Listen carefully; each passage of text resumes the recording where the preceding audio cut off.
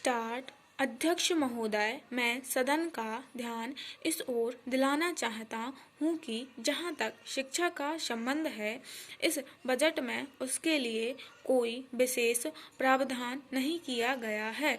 मैं ऐसा भी नहीं कहना चाहता हूँ कि अधिक से अधिक स्कूल खोले जाएं।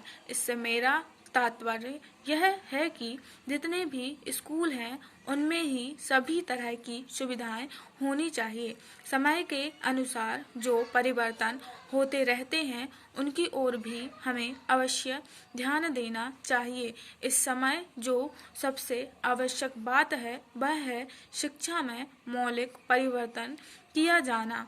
हम सब इस समय लोकतंत्र के युग में रह रहे हैं और यदि हमें लोकतंत्र को सफल बनाना है तो सबसे पहले हमें ऐसे नागरिकों की आवश्यकता है जिन्हें अपने अधिकारों और कर्तव्यों का अच्छी तरह ज्ञान हो। महोदय, मैं अपने माननीय मंत्री जी का जिन्होंने बजट भाषण दिया है और अपनी नीतियों की घोषणा की है, धन्यवाद करना चाहता हूँ। इस बजट से निश्चय ही परिवर्तन आएगा और हमें पूरा विश्वास है कि यह देश को एक नई दिशा प्रदान करेगा। इस बजट भाषण को सुनने से यह पता लगता है कि समाज के सभी वर्गों का इसमें ध्यान रखा गया है। भारतवर्ष एक कृषि प्रधान देश है और मैं यह समझता हूँ कि इस बजट को तैयार करते समय यह पूरी कोशिश की गई है कि इससे ग्रामीण अर्थव्यवस्था को पूरा बल मिल सके।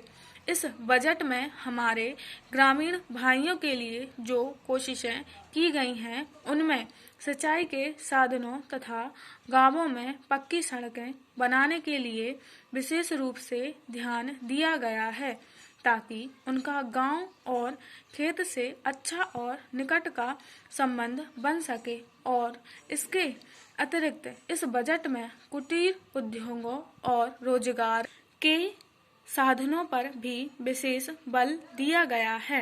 इससे ग्रामीण अर्थव्यवस्था को बहुत बड़ी राहत मिलेगी। महोदय, इस अवसर पर मैं एक बात की ओर आपका ध्यान आकर्षित करना चाहता हूँ।